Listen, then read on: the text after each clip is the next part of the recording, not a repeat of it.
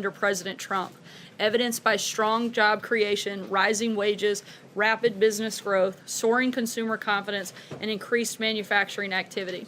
To go into greater detail on why the American economy is booming, I'd like to welcome Kevin Hassett, Chairman of the Council of Economic Advisors, to the podium to take your questions on this topic. And as always, I'll be back up to answer questions on news of the day. And I apologize in advance for Kevin's really bad calculus jokes. And with that, Kevin. Yeah. Thanks. It's really a great pleasure to be back here, and thank you, Sarah, for the kind introduction. You know, one of the hypotheses that's been floating around about the economy lately is that the strong economy that we're seeing is just a continuation of recent trends. And, you know, since we're the nerds at the White House, we decided that this is a testable hypothesis. And so that what we can do is we can go out and we can estimate recent trends. That is, trends that ran in the economy up to the point of the last election, and then compare the latest data to the recent trends. In most cases, by the way, the estimates of the trends that we present to you here are very statistically significant, as are the deviations from the trend. And so now I'm going to, as I always do, show you a few slides. Could I have the next slide, please? That's the first slide again. There we go. So the first slide that we're looking at is small business optimism. And this is basically, for parallel construction, you're going to see that each of the slides we go through is going to look a lot like this. And so the blue part to the left of the slide is what happened from the 2012 election through the 2016 election. And the dotted blue line is the trend that President Trump inherited from the previous president. And the red line is what actually happened with the data. And so I think that if you look at this chart, you can see that the first thing is small business optimism. The middle chart is the percent reporting now is a good time to expand. The last one is the percent expecting higher real sales in 6 months. I think if you look at any of those, you'd say, geez, that doesn't really look like the continuation of a recent trend. Could I have the next slide, please? The next chart is something that in my first presser here way back last fall we talked a lot about. It's business investment, which is more than $300 billion over the trend. Again, if you look at the blue line on the left, the first chart is non-residential fixed investment, and the dotted line is the trend and the growth rate of that President Trump inherited. For the middle chart is structures or buildings, and that, as you can see, the dotted line is something that's headed straight down. And then the final chart is equipment investment, and that went straight down before President Trump was elected. And I think that if anyone were to assert that the capital spending boom that we're seeing right now was a continuation of the trend that President Trump inherited, then, well, you know, they wouldn't get a high grade in graduate school for that assertion. The next chart, please. Durable goods orders, capital goods orders, it's a key part of the economy, and it's one of the factors that we look at most closely because it characterizes basically the good-paying jobs, the jobs that affect normal Americans, blue-collar Americans. And the first chart is core capital goods orders, and the second chart is core capital goods shipments. And if you look at it, the blue, again, shows a clear downward trajectory in billions of dollars, and then that trajectory reversed itself completely when President Trump was elected. If you were going to assert that the current good news is just the extension of a recent trend, then you'd just simply be factually incorrect. The next slide, please. Here we're looking at the ISM Purchasing Managers Index, which is a survey of people who are purchasing managers for manufacturing firms. And so they're the folks that, you know, as the title suggests, manage the purchases. And so it's a really great indicator of the economy because you could survey them and say, hey, have you been buying lots of stuff this month or have you not? And the index shows what their responses look like. And you can see that the trend on the Purchasing Managers Index was pretty much flat when President Trump took office. And the red line shows you what happened since. That there's a clear inflection right at the election and a clear break of the trend. Let's turn to the next one, please. Now, one of the things that I can remember at the American Enterprise Institute talking a lot about before I came in here was the fact that entrepreneurship in America was falling off. And one of the ways we can measure entrepreneurship is that if you start a new business, then you have to apply for an ID number, tax ID number for your business. And so in this chart, we've plotted the EIN applications for new businesses. And if you look at the blue line, they were heading up because we were in a recovery, but there's a clear upward trajectory way above the trend at the end. And Sarah, like John Roberts, is a calculus geek, and so she looked at that one and said, "Geez, that looks like a very strong second derivative to me." And then I said, "I didn't know you did calculus," and she said, "I like calculus better than talking to these guys." The next chart is prime age workers re-entering the labor force. And again, if you look at the trend, one of the things people said when we put out our growth forecast that said that we'd have 3% growth was we said that President Trump's policies are going to bring factories back to the U.S., give you the capital spending boom that you saw in the previous chart, and that was going to bring people back into the labor force at precisely the right time. Once again, you can see that there's a clear break in the trend. And so if you see a break of the trend in the capital spending, the new plant formation that gives blue-collar workers their jobs, go to the next slide, please, then maybe we see a break of the trend in blue-collar workers' employment as well. And so this is employment for people in goods-producing industries. If you look again at the blue part on the left, you can see that there's a clear downward trend going on in the growth rate of that for President Obama, and then a clear inflection timed almost precisely once again at the election. And the notion, again, that somebody might defensively attempt to assert that this is a continuation of the trend is almost laughable if you look at this chart and look at the rest of them.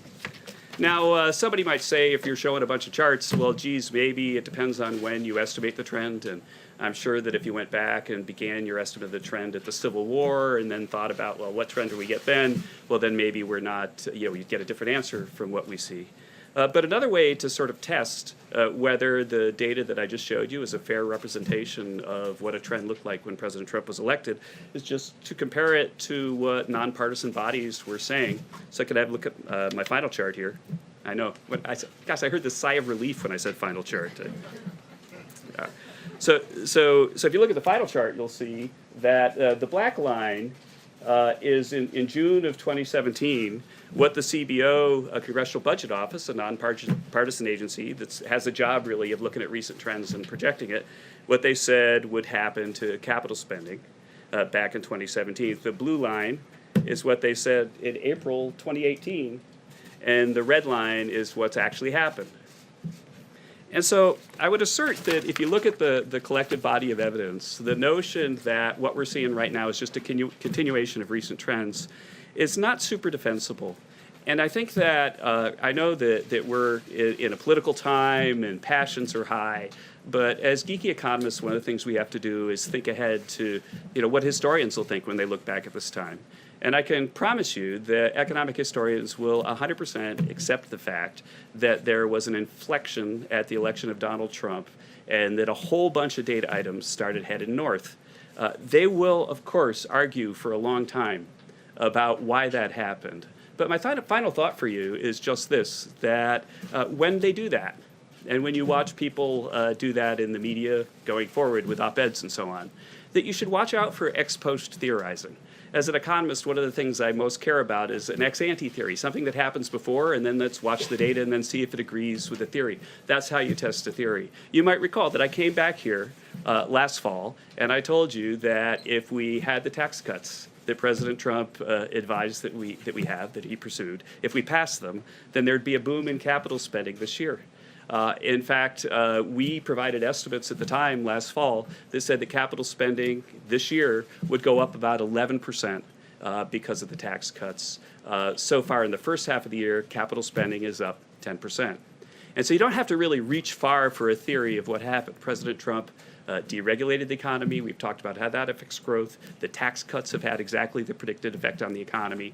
That's brought businesses back to the U.S., factories back to the U.S., and created jobs for ordinary Americans. It's clear in the data that there's been a trend break, and with that, I look forward to taking a few questions before I hand it off to Sarah to talk about other things. And I'll let Mr. Roberts go first, and then I'll maybe try one for each row, because I know I'm not allowed to go for the whole time. All right, Kevin, based on the information that you have given us, where does the revenue derive from all of these increasing trends meet the deficit line caused by the tax cuts? You know, it's a great question. One of the things that we could talk about, in fact, Sarah, let's have a whole other briefing. Well, after we do the calculus briefing, let's do a briefing on the deficit. But one of the ways to think about it is that there's been a big change in tax law and a big change in spending policy. And in the tax law side, you could remember that the dynamic score for the corporate tax was that it would be have a very, very low cost. And I think that the cost estimate, not dynamically scored, and Tyler will nod for me, was about $400 billion in the final bill over 10 years. And clearly, the growth and the investment boom that was projected by CBO was a significant underestimate for what's happened already. And so I think that the notion that the corporate tax side has about paid for itself is clearly in the data. On the individual side, there was about $1 trillion cost. About $700 billion of that was a refundable child credit that got expanded at the last minute to get the votes they needed to pass it. Now, a refundable child credit is very sound policy for people who care about equality of opportunity or families with children. President Trump supported it wholeheartedly, but not at the size that it came out. And the child credit, though, is not something that you would expect would pay for itself. And so the tax cuts have increased the deficit a little bit, but not the tax cuts that the Democrats are attacking, but rather the tax cuts that the Democrats probably should have supported. I'll go to row 2 and right there. I'm sorry, I don't know your name. No, Stephen. Yeah. There's another chart that is not included in your packet, and that's the chart about the spike in the consumer price index. That's the cost of goods. That's inflation Yeah, going up I know that. at a higher rate. For those who don't, Americans are paying more for their goods now than they did in recent years. Can you explain to what extent Americans should be concerned about the fact that the price of goods is increasing at a high rate? Right. Well, Americans should be concerned that prices are going up. And if you look at the consumer price index, then over the most recent year, then it's a little bit short of 3%. And I know that that's something that affects Americans, when they go to the grocery store or the gas station, and they should be concerned about that. But the best defense against increase in inflation is an increase in wages.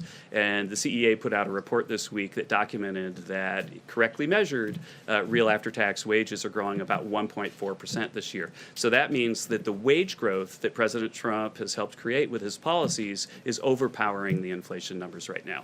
I'll go to row 3 and then back. Thanks, Kevin. Yeah, what, sure. what credit, if any, does former President Obama deserve for the current state of the economy?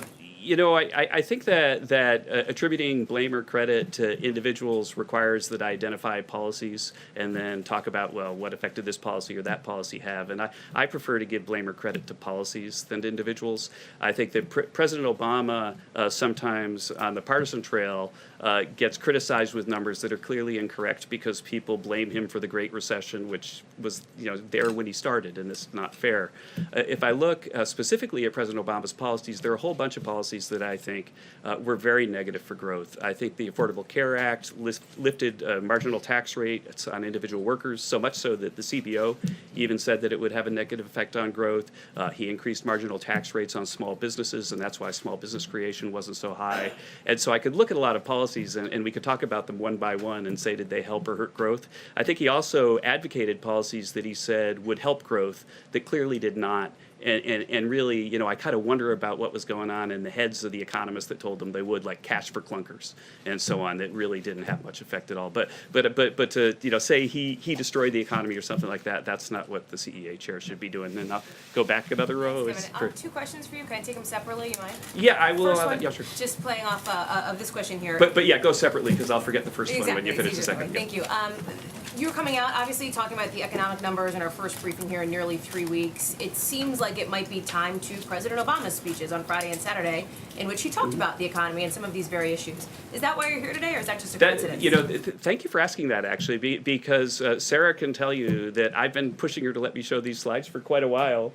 That we've updated them for recent data, but that in fact, I don't know about the 3-week lag. I think it has something to do with the fact that sensible people sometimes, even in the White House, take a break in August, and there was some vacation taking at the time. But yeah, we were prepared to do this briefing a few weeks ago, and there's not in any way a timing that's related to President Obama's Friday remarks. And then I promised you number two. Thank you very much. You talked about, obviously, But the next person's going to ask for 3, you realize. So I shouldn't have done that. Under President yeah. Trump. The president also, and I'm curious about your view as an economist on this, has told private companies, Apple, Amazon, the NFL, how to run their business.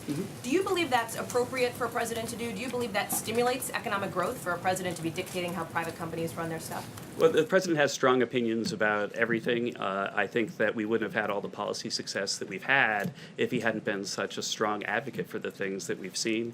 I think that his strong opinions sometimes stretch into areas that are outside of the places that CEA has any purview, and I don't counsel him on that. And I think at a previous presser, I once said that I don't run the Council of Twitter Advisors, and may that be true for all of my stay here. I'll go back to the blue shirt in the back. Yeah, yeah. And I skipped a row. Sorry, I'll come forward one. Quick question for you on an economic stat that the president put out in a comment today. The president said the GDP rate is higher than the unemployment rate for the first time in over 100 years. That's just not true, though, is it? Yeah, that's so. I can tell you what is true, and the history of thought. Let me just say that the history of thought of how errors happen is not something that I can engage in because like from the initial fact. To what the president said, that I don't know the whole chain of command. But what is true is that it's the highest in 10 years. And at some point, somebody probably conveyed it to him, adding a 0 to that, and they shouldn't have done that. And I could say that at least we numbers geeks here at the White House are grateful and when the press finds mistakes that we make, we don't like making mistakes, but we're grateful when they're pointed out because we want to correct them. And you might have noticed that I gave Sarah a bad number a few weeks ago. It was 100% my fault, and I apologized immediately. We created it, and you'd have to talk to the president about where the number came from, but the correct number is 10 years. And then I said I would come forward. Yeah. Said President Obama, former President Obama said President Trump would need a magic wand to get to 4% GDP. The president suggested that was a direct quote from President Obama. Did President Obama ever say that? I don't know. I'm sorry. And again, I'm not the chairman of the Council of Twitter Advisors, but I was trying to go back up. Yeah. On wage growth, the White House put out a number that uses a different way of calculating wage growth. It seems like that's unfortunate because you get an apples and oranges comparison to previous wage growth calculations. Why is it important to do that? The new calculation incorporated things that are non-cash benefits like vacation time and other types of benefits. Why do that midstream and not just base your analysis on wage growth based on the way that's been calculated in the past? Yeah, thanks for the question. We have a whole report that came out last week, and there are a lot of news stories that I thought were very well done and thoughtful about the piece. And I think that the question for Americans, what they really want to know is how are President Trump's policies affecting their lives? And it turns out that the statistic that got the most attention in the media is not a very reasonable statistic for answering that question. And we talked about how to better measure that. And it was not a criticism of the Bureau of Labor Statistics that we love those people. We're data geeks. We use their data to come up with a better measure, but a better measure will account for the fact that people get benefits. A better measure would account for the fact that people just had tax cuts. A better measure will account for the fact that the composition of the labor force is changing because so many people are coming in, and the people who've been out for a while tend to be lower skilled, and so they can bring averages down if you don't control for that. And so in our study, we controlled for all that and showed that just as is consistent with our 4.2% GDP growth, we're seeing a massive amount of wage growth right now compared to what projections were when President Trump took office. And I don't see Sarah telling me I have to stop, so should I keep going? Okay. I'll go back there, and then I've been right-handed, and that's really terrible. I apologize. Yeah. To keep these trends going, how important is it for you to have a new North American free trade agreement, including Canada? Yeah, thank you for the question. And the first thing before I turn to the trade part of the question is that some people have also said, well, sure, the economy's strong, but that's a sugar high. But it's not a sugar high at all, because what's happened is that the capital spending boom that we promised would happen if we passed the tax cuts is underway. And the cool thing about capital spending is that people build factories, that's what capital spending is, and they do that in the first half of the year. It's up 10% since the beginning of the year. And then in the second half of the year, those factories start producing output, so you get more output. And so the idea that the trend might not continue, that it's a sugar high, is just inconsistent with the form that the growth is taking. And as for NAFTA, Ambassador Lighthizer and the whole team have been in negotiations with Canada. We continue to be hopeful that they'll sign on to the 21st century deal with Mexico, which is really a better deal for American workers, and they should sign on to that. And so I'll come over here and I'll go back to you. Yes, thanks.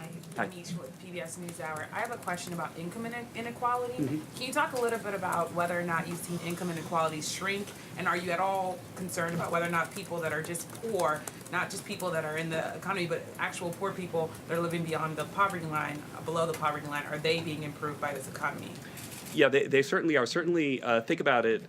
All the new entrants that get a job, that they go from having zero wage to having a wage, but they won't necessarily show up in the wage statistics. Those people are better off.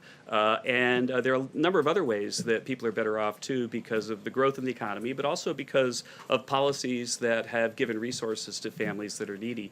At the CEA, we put out a different report over the summer on what's going on with poverty correctly measured. And then in the Stay Tuned department, there's important data coming out this week, which will help us look at how income inequality has changed over, not in this year, but over the previous year. My expectation is that that data will start to turn, and that this year we're going to see a decline in income inequality because blue-collar wages are starting to grow. And it's a final point, and it's a really important point that you bring up, and I want to emphasize it because I care so much about it. The fact is that we're at a historic moment because we're deep into a recovery. The unemployment rate is really low, and we've created a capital spending boom. And so normally what happens if you don't have a capital spending boom is that people start to bid up the wages for folks, but they're bidding them up because there's a shortage of labor. What's happening now is they're bidding up wages because people have better machines to work with and their productivity is going up. That means that the recovery can last longer, and that's really, really good for workers, especially at the low end. And so it's precisely at this moment in economic history, if you look at past economic booms, where income inequality has declined. And if we were to blow it and have a recession because of bad policy right now, then we'd lose an enormous opportunity on income inequality. And then I'll come right here. Yeah. Also two, not And then I guess this is the last question. sorry, two quick ones, sorry. Is he allowed to? You tell me. Do you like this guy? Okay. You said I prefer to give blame or credit to policies rather than individuals, but your trend charts start with his election, obviously, when he wasn't even president, he didn't put any policies in place. So how do you decide when to start that, given that policies couldn't have been in place for months afterwards? Yeah, so Robert Lucas, famous Chicago, who won the Nobel Prize at the University of Chicago, got the Nobel Prize for answering your question back in the early 70s. But the basic point is that America's businesses especially, that their activity is forward-looking. And so if you want to model their investment today, then you have to understand the fact that they're forming expectations not just about this month, but about the next 5, 6, 7, 8, 9, 10 years. And so if you look at what happened the moment that President Trump was elected, both in equity markets and in sentiment surveys, is that people started to ratchet up their expectations for what would happen to the economy. Perhaps everybody except for Mrs. Clinton's supporters was starting to do that right after the election. And the fact is that those expectations turned out to be rational because the turnaround that they expected is something that we see, as you just saw in the data. Let me hand it back to Sarah now, but close by saying that anyone who wants to follow up and talk about the data, you can tell I kind of like to do that. So feel free to reach out through the press office and connect with me over at the CEA.